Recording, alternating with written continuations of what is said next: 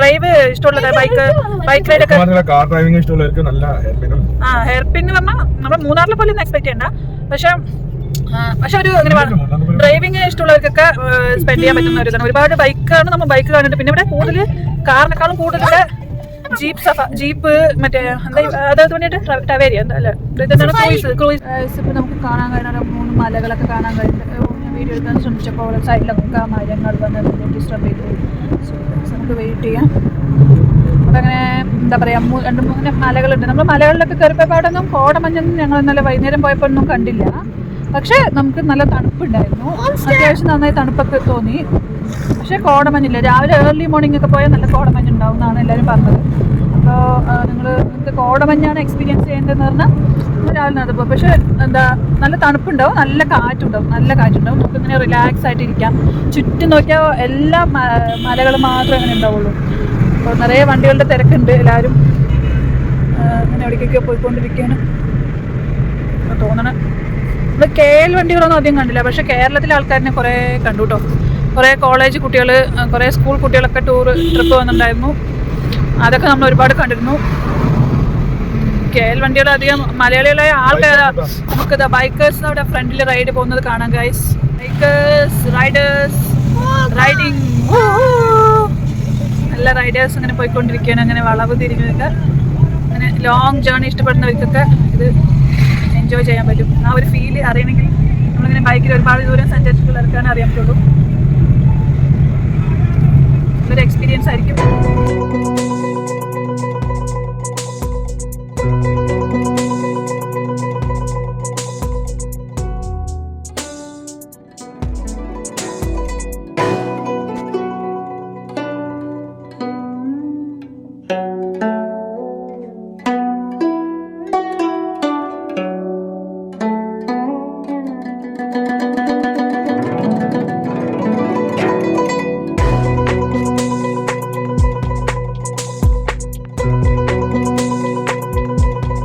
ചിക്ക്മാംഗ്ലൂരിൽ പോയി എന്ന് പറഞ്ഞാൽ കൂടുതലായിട്ട് നമുക്ക് കാണാൻ കഴിയുന്നത് ഈ കാപ്പിത്തോട്ടങ്ങളാണ്. 2 സൈഡും നല്ലോണം കാപ്പിത്തോട്ടങ്ങൾ. പിന്നെ അതിൻ്റെ ഇടയിൽ കുരുമുളക് വെച്ച് പിടിപ്പിച്ചിട്ടുണ്ട്.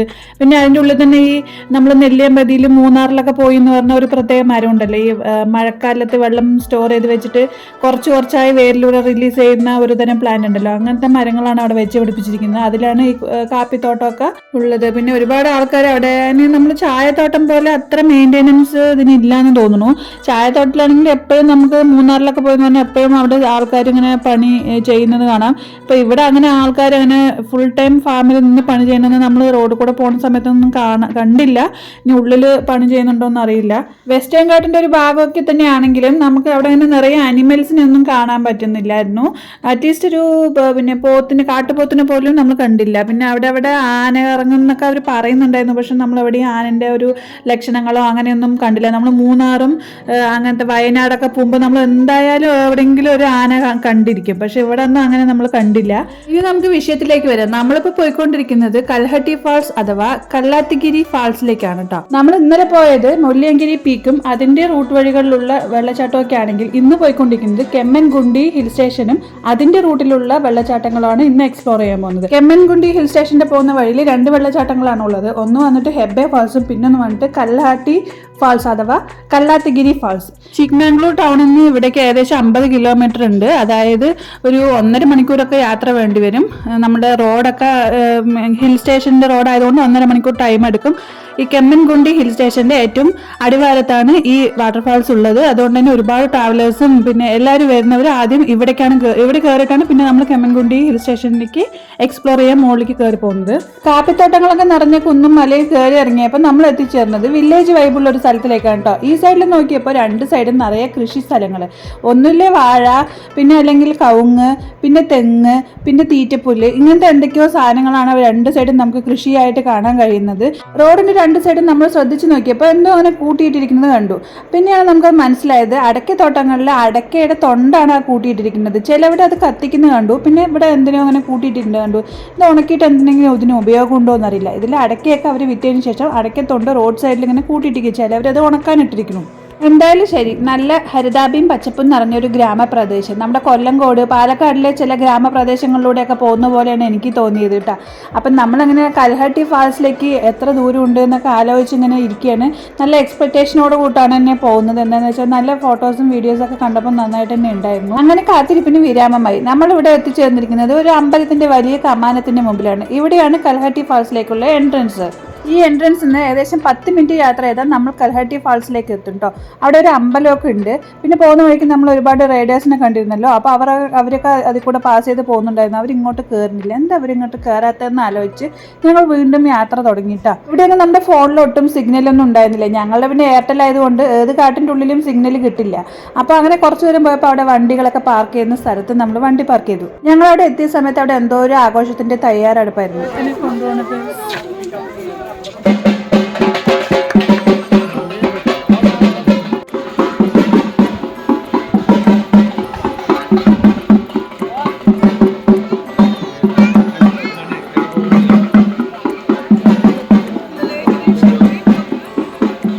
കൽഹട്ടി ഫാൾസിനെ കുറിച്ച് പറയുകയാണെങ്കിൽ അഗസ്ത്യ മുനി പണ്ട് തീർത്ഥാടനത്തിന് പോകുന്ന സമയത്ത് വിശ്രമിക്കാൻ വേണ്ടി തിരഞ്ഞെടുത്തിട്ടുള്ള ഒരു സ്ഥലമാണ്.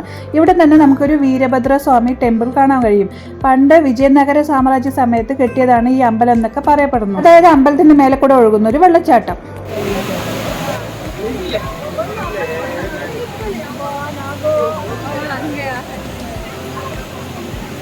അമ്പലത്തോട് ചേർന്നുകൊണ്ടുള്ള വെള്ളച്ചാട്ടം ആയതുകൊണ്ട് തന്നെ ഒത്തിരി ആൾക്കാർ അമ്പലത്തിൽ തൊഴുതും ഇവിടെ നിന്ന് കുളിക്കുകയും ഒക്കെ ചെയ്യുന്നുണ്ടായിരുന്നു. അതൊരു പുണ്യമാണെന്ന് കരുതി ഒത്തിരി ആൾക്കാർ അവിടെ കുളിച്ച് കഴിഞ്ഞ് അവിടുത്തെ തന്നെ തുണികൾ ഉപേക്ഷിക്കുകയും ചെയ്യുന്നുണ്ടായിരുന്നു. എന്താണ് അതിൽ വിശ്വാസം എന്നറിയില്ല. അപ്പം നമുക്കിങ്ങനെ നോക്കുമ്പോൾ കാണാം ഈ വെള്ളച്ചാട്ടത്തിന് ആനയുടെ ഷേപ്പാണ്. അവിടെ 3 അമ്പലങ്ങളുണ്ട്. ചെറിയ ചെറിയ വിഗ്രഹങ്ങളൊക്കെ അവിടെ കാണാൻ കഴിയുന്നുണ്ട്. ശിവന്റെ ആണ് പ്രതിമ നമുക്ക് അവിടെ കാണാൻ കഴിയുന്നത്. അവിടെ എത്ര ആൾക്കാർ നിന്ന് കുളിക്കുന്നുണ്ട്. ഞങ്ങൾ ജസ്റ്റ് കാല് മാത്രം നനച്ചിട്ട് മുകളിലേക്ക് കയറി പോകാൻ ശ്രമിച്ചു. അവിടെ നിന്ന് ഒരുപാട് ആൾക്കാർ വരുന്നത് കണ്ടു. കയറുന്നതും വരുന്നതും തിരിച്ചു വരുന്നതും കണ്ടു. പിന്നെ ഒരുപാട് കുരങ്ങന്മാരുണ്ട് കേട്ടോ അവിടെയൊക്കെ.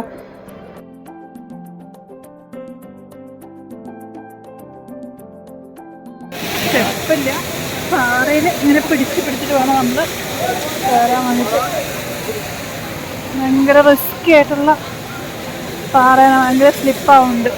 മുകളിൽ നിന്ന് ആൾക്കാർ ഇറങ്ങി വരും.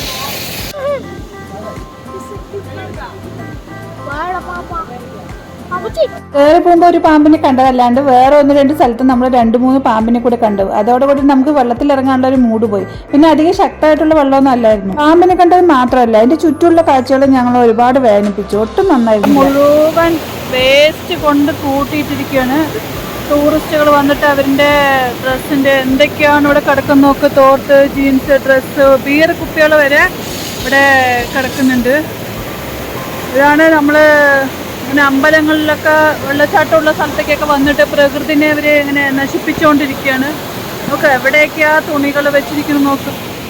ഇങ്ങനെയൊക്കെ ഇടുമ്പോഴാണ് നമ്മുടെ പ്രകൃതി തന്നെ മലിനമായി വരുന്നത്. ഈ വെള്ളം പോലും ശുദ്ധമാണെന്ന് നമുക്ക് വിശ്വസിക്കാൻ പറ്റുന്നില്ല. കാരണം ഇതാ തുണികളായിക്കോട്ടെ എല്ലാം ഇവിടെയൊക്കെ ഡ്രസ്സ്, ഇവിടെയൊക്കെ നോക്ക് ഓപ്പോസിറ്റ് ഡ്രസ്സൊക്കെ ഇവിടെ ഇട്ടിങ്ങനെ ആൾക്കാർ. വെറും 10 മിനിറ്റിൽ കൂടുതൽ അവിടെ നമുക്ക് നിൽക്കാൻ പറ്റില്ല കേട്ടോ. അപ്പോൾ ഞങ്ങൾ അങ്ങനെ നമ്മുടെ സീതാർകുണ്ടിനേക്കാളും മോശം അവസ്ഥയാണ്. സീതാർകുണ്ടാണ് എന്നാൽ പിന്നെ ബെറ്റർ എന്ന് തോന്നി എനിക്ക്. അപ്പോൾ ഞങ്ങൾ പിന്നെ നടക്കാനുള്ളവിടുത്തെ വഴിയും ഭയങ്കര ഡേഞ്ചർ ആയിട്ടുള്ള സ്ഥലമാണ്. അങ്ങനെ പാറയിൽ അള്ളി പിടിച്ചിട്ട് വേണം നമ്മൾ പോകാൻ വേണ്ടി. എനിക്ക് ഭയങ്കര ടെൻഷനായിരുന്നു കേട്ടോ അതിൽ കൂടെ നടക്കാൻ വേണ്ടിയിട്ട്. ഇവിടെ ഒരാൾ ഭരതനാട്യം കളിക്കാൻ തുടങ്ങി തിരിച്ചു പോണ വഴിക്ക് ഇവിടെയുള്ള സ്ഥലങ്ങളിലേക്കൊക്കെ വരാൻ നല്ല ആഗ്രഹമാണ്. പക്ഷെ ഇവിടുന്ന് ഇങ്ങനെ ചാടി പോകാൻ പറഞ്ഞു കഴിഞ്ഞാൽ അപ്പോൾ പേടിയായി, വഴുക്കലായി, എനിക്ക് വയ്യാന്നായി, ഞാൻ ഇവിടെ തന്നെ കിടക്കുന്നതായി, ഇവിടെ തന്നെ ഇരിക്കുന്നതായി. ചീത്ത പറഞ്ഞിട്ട് മോട്ടിവേഷൻ തരാം. എൻ്റെ ഭർത്താവിനെ കഴിഞ്ഞിട്ടേ വേറെ ആളുള്ളൂ. അഴുക്കുന്ന പാറയിൽ അള്ളി പിടിച്ചു പോകാൻ കഷ്ടപ്പെടുന്ന എന്നെ കൊന്നില്ല എന്നുള്ളൂ. എൻ്റെ അമ്മോ. പോകുന്ന വഴിയിൽ കാടൊക്കെ ആയതുകൊണ്ട് തന്നെ നമ്മൾ ഈ കൽഹട്ടി ഫാൾസിൻ്റെ അവിടെ നിന്ന് കുറച്ച് സ്നാക്സ് ഐറ്റംസ് ഒക്കെ വാങ്ങിയിട്ട് ഈ കെമ്മൻഗുണ്ടി ഹിൽ സ്റ്റേഷൻ കയറുകയാണ്. ഇതിൻ്റെ മുകളിലാണ് നമുക്ക് ഹെബ്ബെ ഫാൾസ് വരുന്നത്. അത് ഭയങ്കര എക്സ്പെക്റ്റേഷനോട് കൂട്ടാണ് പോകുന്നത്. ഇനിയിപ്പോൾ എന്താണെന്ന് അറിയില്ല. അത് നമുക്ക് ഓൺ റോഡ് പോകാൻ പറ്റില്ല. നമുക്ക് ഓഫ് റോഡ് ആയതുകൊണ്ട് തന്നെ അവരുടെ ജീപ്പിലേ പോകാൻ പറ്റുള്ളൂ. അപ്പോൾ പോകുന്ന വഴിക്ക് നല്ല മനോഹരമായിട്ടുള്ള കാപ്പിത്തോട്ടങ്ങളൊക്കെ നമ്മൾ കണ്ടു കേട്ടോ. ഒരു ചെറിയൊരു മിസ്റ്റ് എല്ലാവിടെയും നിൽക്കുന്നുണ്ടായിരുന്നു. കാണാൻ സൂപ്പർ ആയിട്ടുണ്ടായിരുന്നു. അപാര വ്യൂ. ഇവിടെ നല്ല കാടാണ് കേട്ടോ നമ്മളിപ്പോൾ പോയിക്കൊണ്ടിരിക്കുന്നത്. ശരിക്കും പ്രോപ്പറായിട്ടുള്ള കാടിൽ കൂടിയാണ് റോഡ്. നല്ല ത്രില്ലിംഗ് ആയിട്ടുണ്ട്, നല്ല എക്സൈറ്റിംഗ് ആയിട്ടുണ്ട് റോഡ്. നമുക്ക് അടിയിലടിയിൽ ചെറിയ ചെറിയ വെള്ളച്ചാട്ടങ്ങൾ കാണാൻ പറ്റുന്നുണ്ട്. നമ്മളെവിടെയും നിർത്തിയൊന്നുമില്ല. മൺസൂണിൽ മഴ പെയ്യുന്ന സമയത്താണെങ്കിൽ മൊക്കിൽ നിങ്ങൾക്ക് വെള്ളച്ചാട്ടങ്ങൾ കാണാൻ കഴിയും. എന്നിട്ടിപ്പോൾ വെള്ളം ഇല്ലാത്ത സിറ്റുവേഷൻ കൂടി അവിടെ വെള്ളം ഒഴുകുന്നുണ്ട് അല്ലേ. ഇപ്പോൾ ഒട്ടും മഴ പെയ്യാതിരിക്കുന്ന സിറ്റുവേഷനിൽ കൂടെ വെള്ളം ഒഴുകുന്നുണ്ട്. അപ്പോൾ മഴ പെയ്യുന്ന സമയത്ത് അപ്പോൾ നല്ല വെള്ളമായിരിക്കും. പിന്നെ ബൈക്കിൽ വരുന്നവർക്കും നല്ല ഇതായിരിക്കും, എക്സ്പീരിയൻസ് ആയിരിക്കും. കാട്ടിൻ്റെ നടുവിൽ കൂടെയുള്ള ഒരു യാത്ര അടിപൊളിയായിരിക്കും. പിന്നെ ചില സ്ഥലങ്ങളിലൊക്കെ ഇതുപോലെ ലാൻഡ് സ്ലൈഡൊക്കെ നമുക്ക് കാണാൻ കഴിയുന്നുണ്ട്. എന്തായാലും സൂപ്പർ റോഡ്. വലിയ വണ്ടി വന്നു എന്ന് പറഞ്ഞാൽ ജാം. മുല്ലയങ്കിരി ഭാഗത്തേക്ക് പോകുമ്പോഴുള്ള റോഡിനേക്കാളും എനിക്ക് ഏറ്റവും ഇൻട്രസ്റ്റിംഗ് ആയിട്ടും കുറച്ച് എക്സൈറ്റഡ് ആയിട്ട് തോന്നിയതും കെമ്മൻകുണ്ടി ഹിൽ സ്റ്റേഷനിലേക്ക് പോകുന്ന വഴിയാണ് കേട്ടോ. നല്ല കാട്, നല്ല തണുത്ത അന്തരീക്ഷം, കൈവെളിയിലിട്ട നല്ല കുളിരി കോരുന്ന തണുപ്പ്. അപ്പോൾ കുറേ ദൂരം പോയപ്പോൾ നമ്മൾ കുറേ കാർ പാർക്കിംഗ് കണ്ടു. അപ്പോൾ left side is Red Point. Okay, Hebbe Falls is where? Friend here. Here only there was no parking. Oh, okay. Thank you, sir. ഇത് തന്നെയാണ് സംഭവം അല്ലേ? ഇവിടെ തന്നെയാണ് അല്ലേ? ഇത് തന്നെയാണ്. ഇവിടുന്ന് ജീപ്പിലേക്ക് പോകുന്നത്. ജീപ്പിൽ കയറി പോകണ്ടേ?